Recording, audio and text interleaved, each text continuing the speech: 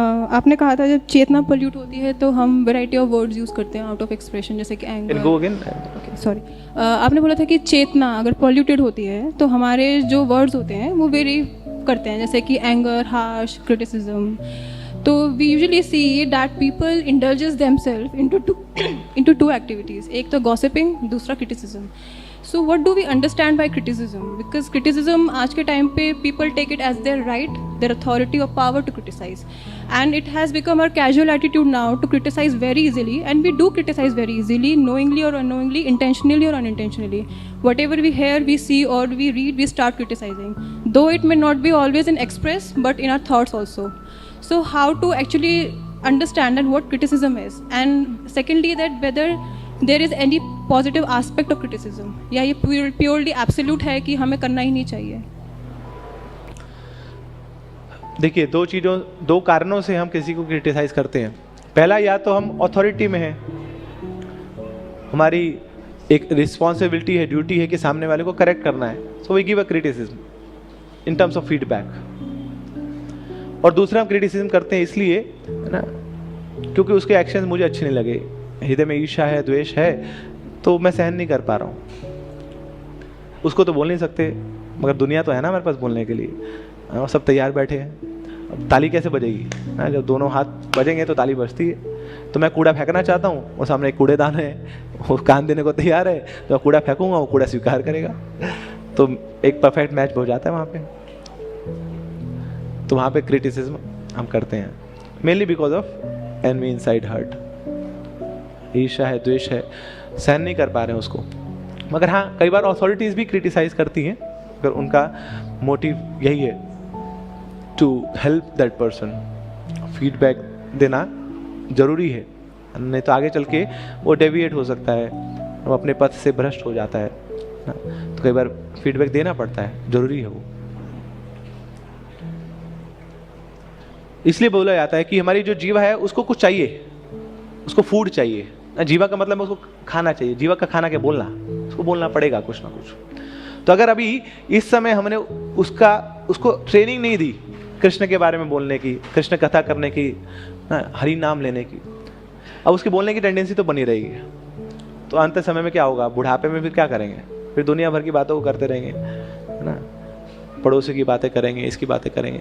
क्यों? क्योंकि वो इच्छा तो बनी हुई है चपड़ चपड़ करने की। जीवा का मतलब यही है। तो अब अभी ट्रेनिंग दे दी हमने हरि नाम करने की, हरि कथा करने की, तो फिर अंत समय बड़ा अच्छा होगा, बड़ा सुखद होगा, तब हम माला भी कर पाएंगे। अभी देखिए, बुढ़ापे में बहुत मुश्किल हो जाता है, शरीर भी साथ नहीं दे रहा है, घर वाले भी साथ नहीं दे रहे हैं, परिस्थितियां भी साथ नहीं दे रही हैं, हरि नाम करने की इच्छा नहीं हो रही है।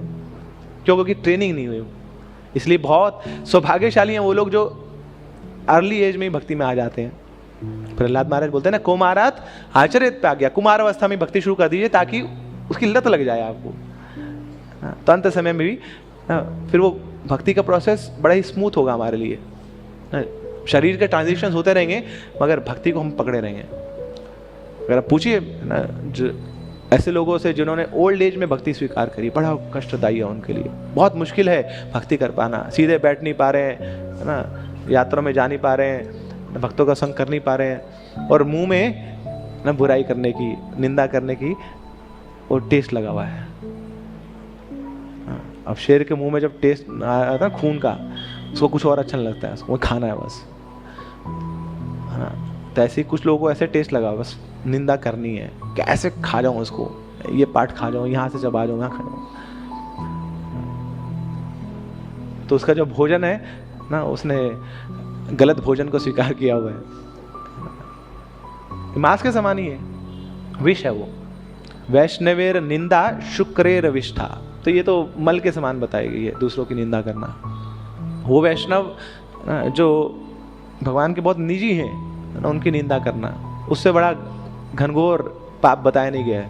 एक होता है पाप, एक होता है अपराध। पापों को फिर भी धोया जा सकता है, मगर जब अपराध होते हैं वो धुलते नहीं है। अपराध तो यही करते हैं, उसको उखाड़ना पड़ता है। तो अल्टीमेटली यही होगा कि हमारी भक्ति उखड़ जाएगी अगर अपराध करेंगे, वैष्णव निंदा करेंगे। तो वैष्णव के साथ तो बस एक ही चीज करी जाती है, वो उनका गुणगान, उनका ग्लोरिफिकेशन। बेशक 1000 अवगुण हो उस वैष्णव में, कहीं ना कहीं एक गुण तो होगा ही। ऐसे थोड़ी भक्ति में आ गया है। प्रभुपाद जी के मूवमेंट में जो भी आया है ना, वो साधारण व्यक्ति नहीं है, कुछ ना कुछ तो गुण है उसमें। तो वो गुण को पकड़ना है हमें, उसको ग्लोरीफाई करना है। वहां नहीं बोलते हैं ना कि बेशक एक व्यक्ति ने बहुत घनघोर अपराध कर दिया है, मगर अगर वो भक्ति में लगा हुआ है तो आप उसको क्या मानो? धर्मात्मा मानो।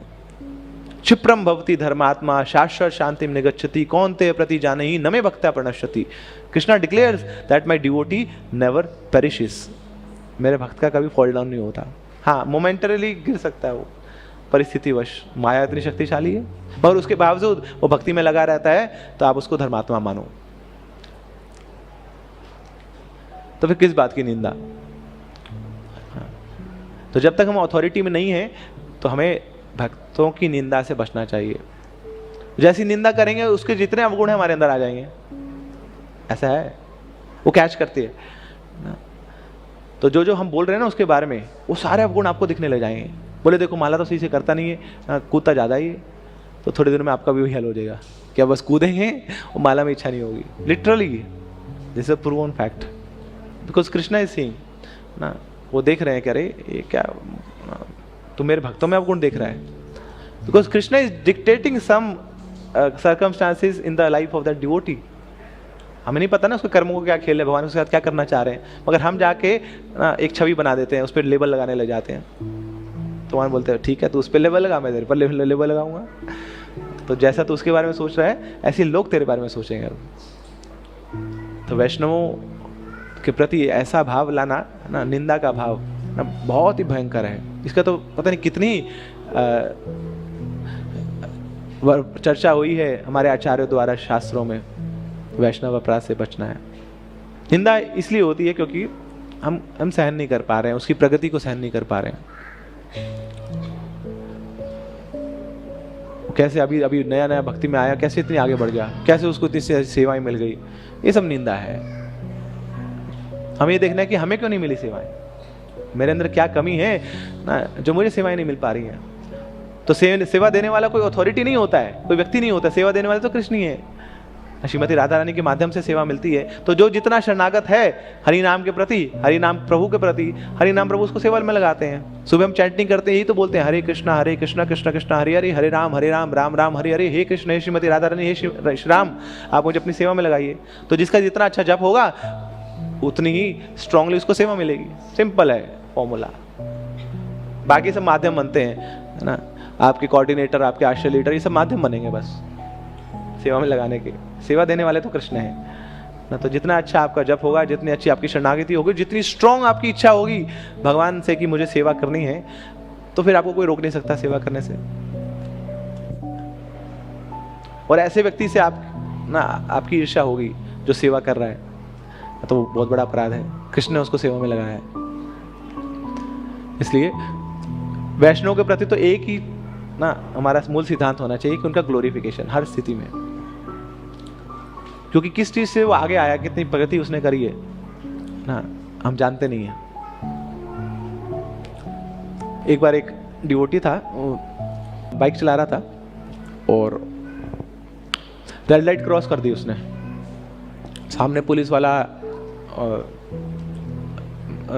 ने रोका उसको, बोलता है कि क्या कर रहे थे तुम ना, दिखा नहीं तुमने रेड लाइट? तो बोलते सॉरी गलती होगी मुझसे। और उसने वैष्णव वेशभूषा डाली हुई थी, टीका लगाया हुआ था। बोले तुम भक्त हो के ऐसे काम कर रहे हो, रेड लाइट क्रॉस कर रहे हो, क्या फायदा तुम्हारी भक्ति का, बताओ क्या फायदा तुम्हारी भक्ति का, है ना, बस शोशेबाजी कर रहे हो तुम, दिखावा कर रहे हो। तो बोलता है साहब जी ऐसा है, देखिए आपको पता नहीं है मैं पहले क्या था। अगर मैं पहले वाला होता ना तो अभी सामने अब जिंदा दिखते नहीं, धरती में गड़े हुए दिखते ना। ये तो शुक्र करो इस भक्ति का कि जिसने मुझे सुधार दिया ना, इतना चेंज मेरे अंदर आ गया कि रेड लाइट क्रॉस करने के बाद में आराम से रुका हूँ और आपसे प्यार से बात कर रहा हूँ। तो ऑल ग्लोरीज टू माई भक्ति, है ना। तो आप उसको धन्यवाद दो कि आपके सांसें अभी भी चल रही हैं। तो क्या किसका कितना ट्रांसफॉर्मेशन है हम ऐसे जान नहीं पाएंगे। इसलिए बोला जाता है वैष्णवेर क्रिय मुद्रा विद्या न बुझाए। वैष्णव की क्रिया मुद्रा हम जान नहीं पाएंगे उनके बाहरी आचरण से देखते हुए। चैतन्य चरितामृत में वर्णन आता है बहुत सारे भक्तों का। तो एक भक्त थे जो रेशमी वस्त्र पहनते थे ना, सिर पे बड़े बड़े बाल होते हैं ना, और खूब तेल लगाया होता है, सेंट लगाया होता है। तो उनको देखा किसी भक्त ने, बोले ये भक्त है, ये तो बड़ी देहात्म बुद्धि से ग्रस्त लग रहे हैं, बड़े बॉडीली अटैच लग रहे हैं। फिर उनको बताया कि अरे नहीं है ना, इनकी जो भक्ति है ना, अगर आप वो देखेंगे तो फ्लैट हो जाएंगे आप, है ना, कि कितना स्ट्रॉन्ग भाव है इनका भगवान के प्रति। तो जैसे ही श्रीमती राधा रानी कृष्ण का नाम सुना तो भावावेश में आ गए, वो भूल गए सब ना, एक्सटर्नल कॉन्शियसनेस से ना ऊपर चले गए। तो ऐसे ही वैष्णवों को केवल ऊपर से देखने से हम जान नहीं पाएंगे कि क्या भाव है उनका। तो हमारे पास वो बैरोमीटर नहीं है भक्तों की भक्ति को जानने का। मगर हाँ, एक चीज हमें जरूर पता है कि कोई व्यक्ति अगर कृष्ण भक्ति में आया है तो भगवान की कृपा है उसके पास, वैष्णवों की कृपा है उसके पास। तो उस कृपा की सराहना करनी है हमें, और कोई जो सामने गुण देखने का प्रयास करना है और उसको ग्लोरीफाई करना है। क्यों? क्योंकि हमारे साथ भी ऐसा किया गया है। हमारे अंदर भी तो हजारों अवगुण होंगे ना, और उसमें से कुछ गुणों को लेके हमें आगे बढ़ाया गया।